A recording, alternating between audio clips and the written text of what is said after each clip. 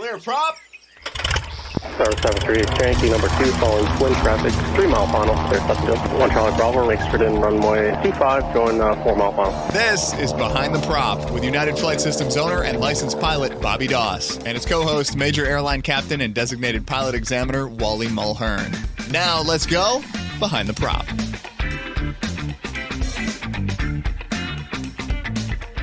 What's up, Wally? Hey, Bobby, how are you? I'm great. This is another show that came through a listener. We've gotten to give away a whole lot of mugs and ship a number of mugs around the country for these great show ideas. Someone sent us an email. I think he sent it to me, but you can send us both an email if you want to. Bobby@behindtheprop.com, or include Wally and include Wally. Wally@behindtheprop.com. We'd love to hear your feedback, your thoughts, and maybe how you're sharing or using the podcast in your aviation goals and careers. But this episode is all from a customer, not even a customer, I guess he's a listener, who asked us to talk about fly following and cross-country tips, tricks, best practices. So we've put together a short list of that. Wally and I both spend a lot of time at this airport. It's David Wayne Hooks in the Houston area, and it's Class Delta airspace, has an FAA tower, pretty busy, could have 3 active runways. For a little municipal airport, like lots could be going on. A water runway that is it's used fairly regularly. A small runway, about 3,600 feet, and then a big runway that's about 7,300 feet with a lot of jet traffic. So, and a culmination of 4 flight schools with quite a few freelancers is what I would think's out there right now. So. Yeah. Lots of busy airports. Most of our students probably fly following. If you've not been around aviation a long time, you might not even know what a fly following is, but it's a great tool. And based on this listener's request, we're going to talk about fly following. Wally, what are your thoughts when we first start talking about fly following? Well, every 2 weeks, I get my paycheck. And there's a section where some money goes away, and it's called federal tax. So where's that money going? What am I getting for that money, my tax money? Well, one thing is we have the best air traffic control system in the world, I believe, right here in the good old US of A. And we have the ability to use that system. If you're going to fly a cross-country flight from wherever to wherever, you have the ability to ask air traffic control for flight following. And even if you're a VFR pilot, you are a student pilot, and maybe a private pilot that is non-instrument rated, and it's going to feel like you are on an IFR flight plan. All you need to do is call up the controlling agency. At some places, you can do it right from the ground. You can say, Hooks Ground, I'm flying VFR from here to Little Rock, Arkansas. We would like VFR flight following, and they're probably going to give you an altitude, or they're going to ask you an altitude, and you tell them what altitude you're going at. And they will probably come back and assign you a squawk code and assign you a departure control frequency. And as soon as you leave the Delta airspace, they'll hand you off to departure control or approach control, and you'll call them up, and they'll basically watch you the whole way. And time permitting, they'll point out traffic to you. It's just a great tool. You are on somebody's radar. Literally on somebody's radar screen. They're watching you the whole way. If you were to have a problem, all it is a key of the microphone to call them up and say, hey, we've experienced this problem, we're on fire, we've lost an engine or whatever, and they're basically going to follow you till they lose radar contact, which is going to be pretty close to the ground. And if you are in a dire emergency situation, help is going to be on the way fairly quickly, and they're going to be able to pinpoint your location fairly accurately. Back in the old days, we still cover it on check rides. We are required to ask about filing flight plans, how to file a flight plan, VFR flight plan, that is. And how you open and close a flight plan, and we talk about that. But the fact of the matter is, most people nowadays do not file VFR flight plans. And let's just take an example of a flight from, say, here up to Little Rock, Arkansas. Offhand, I don't even know how far it is, but I'm going to say it's 250 miles. Let's say it's a 2.5-hour flight in a 100-knot airplane. If I were to file a VFR flight plan, I could take off from this airport, and I could activate my flight plan. And let's say 30 minutes out, I had an emergency, and I landed in a field and crashed. Well, I'm still not even due into Little Rock for another 2 hours. So before anybody even knows that I'm late, it's going to be another 2 hours as I sit in that field. Probably, and quite honestly, I do not know what the process is with the FAA for looking for overdue airplanes, but they probably give it a grace period, and then they're probably going to call the Little Rock Airport and say, hey, did this airplane land at your airport? And they're going to say no, and then they're probably going to call the departing airport and say, hey, did this airplane depart? So it could be several hours down the road before they even realize that you're missing and start looking for you at that point. And then on top of that, they don't know where you went down. They know you went down between Houston and Little Rock, Arkansas, 250 miles.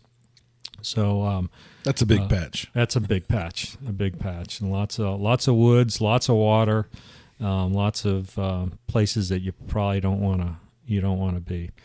So VFR flight following is a great thing. The other thing it does is it basically gets you used to dealing with the air traffic control system, because they're going to hand you off from sector to sector. Leaving here, you're going to talk to Houston Approach, and then they're probably going to hand you off to Houston Center, and then they're probably going to hand you off to, I'm guessing, Fort Worth Center, and then Fort Worth Center is probably going to hand you off to Little Rock Approach, to Little Rock Tower, and so forth. So a couple of things. First of all, you don't have to know any of the frequencies because they're going to give it to you.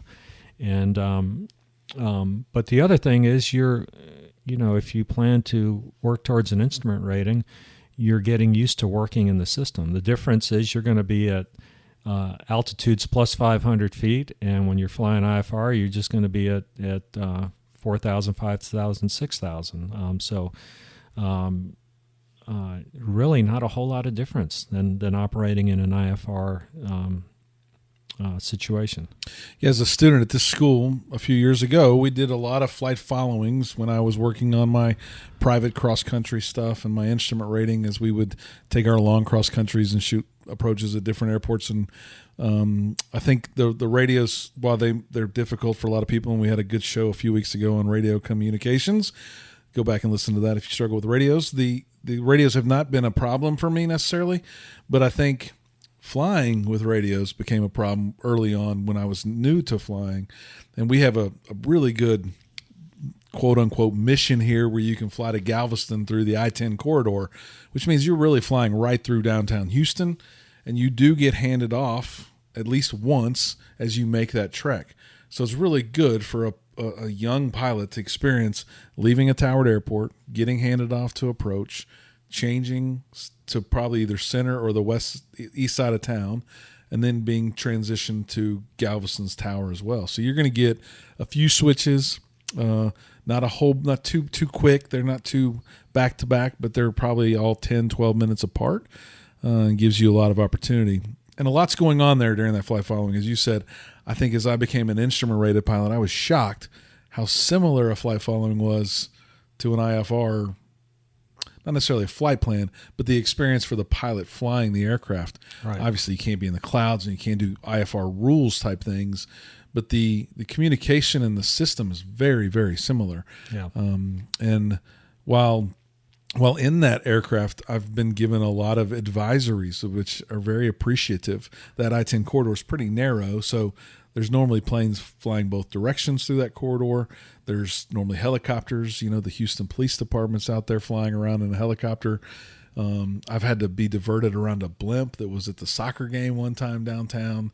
There's some active TFRs down there occasionally because of the baseball games or the soccer games going on. So lots of good experiences that you get to participate in with flight following. And the radios is something that you'll get stronger with as well if you're doing it. And they might terminate or radar services sooner than maybe on an IFR flight plan, but there's really no downside to requesting a flight following. When we kick this show off, you mentioned that really anybody can get it. There's no special requirement to request a flight following, but there are a few ways you can request a flight following. So we do it very often on the ground. First call to Hooks Ground is Hooks Ground, Skyline 149er uniform. I'm at United. I have Sierra. I'm ready to taxi. I want to fly following to Austin Executive Airport. And I want to fly over there at a certain altitude. I normally give them that altitude that I want to fly at. They read back a squawk code, give me my departure frequency. It's very similar to a IFR readback, and they validate that the readback's correct just like you would if it was a flight plan. So on the ground is one way. Some airports don't have a tower or ground frequencies, but you can always request them in the air as well. And normally the fastest way to do that is to find out what the radio channel is for that airport, to find Austin Approach or, like you said, Fort Worth Center or whatever's probably listed there on the chart. Just call them up, tail number, and I have a request, and they'll ask you what your request is, and you give them where you are basically at, 10 miles southeast of Austin Executive Airport, would like a flight following back to David Wayne Hooks. They'll give you a squawk code very similar to a pop-up IFR flight following request or flight plan request.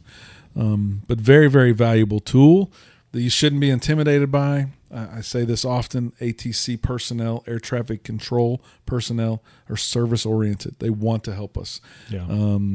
They want us to be safe, and they want us to get to where we're going. So while you might hear of the one or two bad ATC people out there who are probably just having a bad day and are a little grumpy, for the most part, everybody I've ever worked with or talked to has been a very helpful person for me in the flight systems, for sure.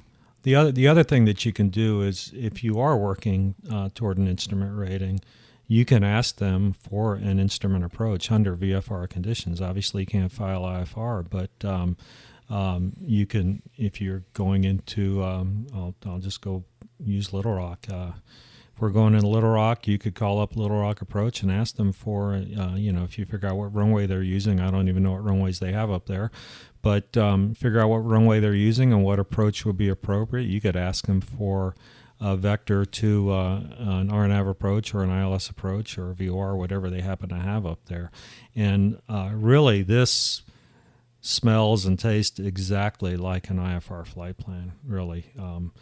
He may say something to the effect of maintain VFR, which you're going to do anyway. But it's just good practice. We were talking about this recently. It was a completely different topic, but it is applicable here now.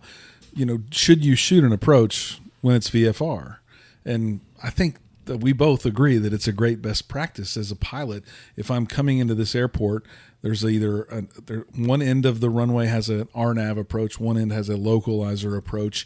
As a pilot with 400 hours, I'm always tuned to one of those when I'm coming back here, for no other reason than to keep my situational awareness extremely sharp, but also kind of practicing with the tools that I would use if there was a little bit of cloud cover or a little bit of less than VMC, we'll call it, right? Right. This is a great opportunity for pilots all alone, foggles off, people fly looking out the windows, but to go ahead and fly the approach with the right people helping you on the radios. Just let them know you're doing it as a practice, and they'll be happy to help you as well. Another thing that I encourage new instrument pilots to do is to fly approaches in VFR conditions, VMC conditions, I should say, and just give yourself a visual picture of what one dot off the localizer might look like at 5 miles out, what a dot low on the glide slope might look like at 5 miles out. I think, one of the things that I see a lot, in my opinion, is overcorrecting. And so if if you're 5 miles out and you're a dot off the localizer, you're not really that far off. I was going to say, it probably looks like most approaches. yeah, exactly. You're not that far off, but what I see maybe younger pilots doing is way overcorrecting, making a huge course correction or a heading correction, I should say, to grab that localizer, which is only a dot off, where really it's just maybe a little tap on the rudder, just a little bit of a turn, not much turn at all. So by doing these in visual conditions, I think it helps you memorize what it looks like. Yeah, it definitely does build confidence for sure, because that deflection's nothing in the grand scheme of things. Right. We talked about some of the other values as if we were having an emergency. Obviously, they would know better where we're at.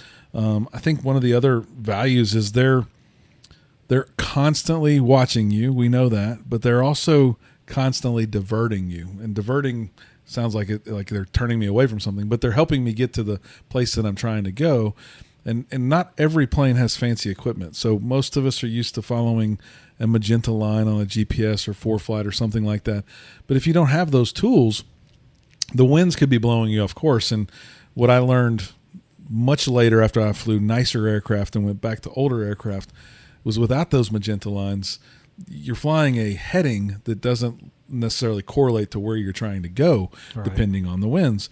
And what I was taught, well, real early on, was they're correcting for wind for you. So they have an idea of what the wind is. They have an idea of what your track is, and they'll tell you to turn 10 degrees to the right to a heading of 270 maybe to stay on course or to get to your destination, or for direct. Or they might say that for traffic, but they're taking into consideration that is with the wind correction. And if you're not heading in the right direction, they're going to keep turning you, turning you. And what happens, I've seen when I've been safety pilot for people, and they're assuming that that's track. That's not track, that's heading. So whatever your DG says is what you should be flying on, based on what they're telling you. If you keep trying to correct to track, they're going to keep turning you, and you're just going to keep flying the same track. So it confuses the system. Right. But they are helping all along the way, and they'll turn you around other aircraft and other things as well. In Houston, way down south, there's a set of towers. We all call them the Missouri City Towers. I think they're 2,700 feet in the air. Yeah. It's almost half a mile. They're way up there. Right. And there's some airspace shelves that you're worrying about as well. And so they really make sure people are aware of those towers. They're familiar with the area, and that they're diverting them around those towers. So very helpful. Another value to a flight following for sure. Yeah. And another thing is, if you really did get into an emergency situation, it's, again, a lot of us on the equipment we have in the airplane, we have a nearest button, and we can push a button, and it will tell us where the nearest airport is, and which, again, may be behind us, which we talked about this on a previous episode. But if you have a problem and you say, center Cessna 123, we've got a fire on board, where's the nearest airport? And with a touch of a key, they'll be able to tell you such and such an airport is 11 o'clock, 7 miles, and they'll probably even tell you it's got a 47-foot long runway, and they can probably help you with they'll definitely give you a heading right away. Yeah. And they'll work with you. They will definitely work with you. Their air traffic controllers are adrenaline junkies, just a little bit like pilots are. So you tell them something like that, and they get pretty excited. So all so far flight following. Let's talk a little bit about best practices related to just cross-country flying, which was one of the requests from the listener as well. Obviously, the first one is, if you're going to fly cross-country, request a flight following. That's a no-brainer. Other things that I think I've gotten better at, and I'm sure there's a million ideas out there of cross-country tips and tricks, but I think I understand weather so much more today than I ever did, even as a private pilot, maybe even as an early instrument-rated pilot, and how bad it can change from one side of a road to the other, as we were joking about earlier. You know, at some point there's always good weather just on the other side of bad weather. I've made, unfortunately, trips where I didn't do the quite the right amount of weather planning where it looks beautiful here, and got up in the air and flew 30 miles and kind of ran into a virtual brick wall of clouds that I wasn't able to go through or get through to do whatever I was doing on that given day. So weather, I think, is key. There's tons of tools out there, and as a flight school owner, I think about winds and solo student pilots almost 24 hours a day. And so I'm also thinking, when I'm thinking weather, I'm thinking winds. So what are the winds going to be at the destination where my students are going to solo? Is it beyond our own company minimums? Is it beyond their own personal minimums? Should they be flying in that type? And what's it going to be when they get back here? Often, this is southern Texas, flat and hot most of the time. The winds normally pick up throughout the day. Someone leaving at 10 a.m. when it's kind of calm, 2 p.m., that could be a rough crosswind when they get back. Right. And there's ways to check and look at that forecast. So I'd say weather planning all up, but it's not just clouds. It's also winds, precipitation, dew point spread. I think that's one that not many pilots know about, right? But if the dew point spread is forecasted to come closer and closer and closer, the air is going to become saturated, and then we're going to have some level of fog or some level of moisture in the air that's visible. That's probably going to be bad for a private or a student pilot. All right. What else? Would you say from a point of cross-country best practices? We talked a little bit about checkpoints. Yeah, I would say picking of checkpoints. I've seen so many people that will pick a checkpoint on a cross-country because on a check ride we're gonna fly the first few checkpoints of your cross country, and we have a lot of around here on the sectional. A lot of it's the way it's depicted on the sectional. It says pumping station, and I'll ask him in the briefing room. I said, "Well, what does a pumping station look like?"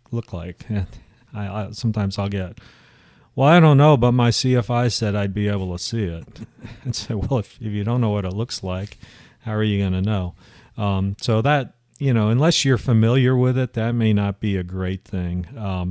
One the things to me that don't make good checkpoints are, first of all, smaller, very much smaller bodies of water, little ponds that may be depicted on a sectional, because if it's in the middle of summer and we're having a drought, that pond may not be there. Mm-hmm. If we've had a lot of rain and things have flooded, that pond may look like a lake. So be careful. Or like 10 ponds. Yeah.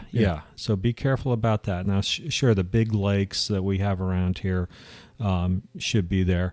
Another thing that I believe doesn't make a very good checkpoint is private airports. They look real good on the sectional because there's a big circle with an R around it, and they usually even have a name to it. And you're thinking, okay, this is Fred's Airport, but Fred's Airport is just some mowed grass in his backyard, and no lines, no lights. Right, doesn't look like a runway at all. Right. May be difficult to see. Unless you're familiar with it. If you are familiar with that particular airport and you know what to look for, that's a different thing. Another thing that I see that applicants will use for checkpoints are long things. In other words, power lines and long roads, railroad tracks. From a time standpoint, they make an okay checkpoint, but from a accuracy standpoint, they don't make a very good checkpoint, because if I'm flying eastbound and I'm looking for a major highway, I could be 20, 30, up to 80, theoretically 80 degrees off my heading, and I will eventually hit that road. But intersections work better than just roads itself, or railroad tracks, or power lines, or so look for a bend. Look for something very distinct that you can find if you're going to use something like that.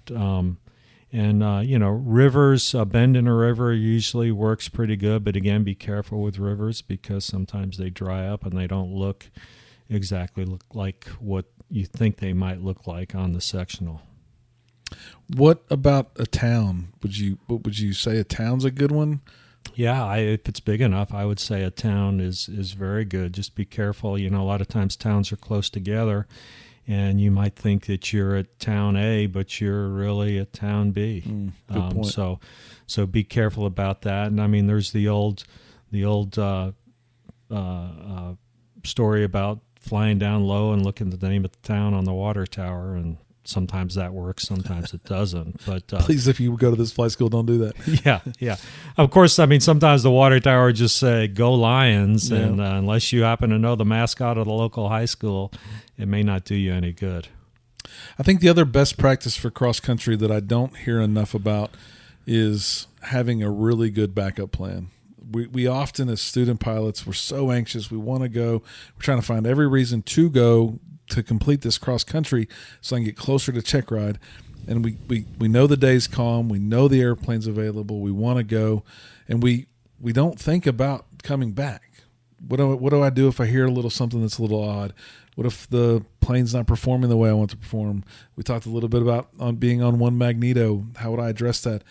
I think having a backup plan and a no-go strategy is so much more valuable to the big picture of your aviation career than just checking that one milestone off the list. We say it often, but it's so true, and you'll believe me when you get to 400 plus hours. It's so much better to be down here wishing I was up there than being up there wishing I was down here. It's a lot easier to make that no-go decision than to make that how do I get on the ground decision, for sure. Yeah. So always have a backup plan. I would create multiple backup plans. What would keep me from going from my first stop to the next stop? Is it a fuel thing? Is it an alternator thing? Is it I'm always now trying to find a reason not to go. And while that might sound counterintuitive, I think that makes me a much better, safer pilot than the one person out there that might be always finding the reason why they can get off the ground and go. I just don't think that's the right mindset, for sure. Right. Any other cross-country best practices or tips, Wally, that you would share? One thing I would say, a lot of the applicants that I work with like to plan their cross countries at actually fairly low altitudes. Good point. And going up higher is not a bad thing. Obviously, we've got oxygen requirements if we get up too high. But, a 2.5 hour cross country flight down at 3,500 feet, if you could go up to 7,500 feet, 9,500 feet, and that might be something to consider. I know a lot of the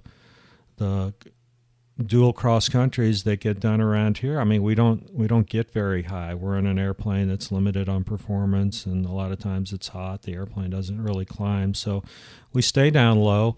And but why not get up to 9,500 feet for a couple of things? First of all, your glide range is a lot more. If you lose an engine at 9,500 feet, you probably have 15 to 20 minutes before you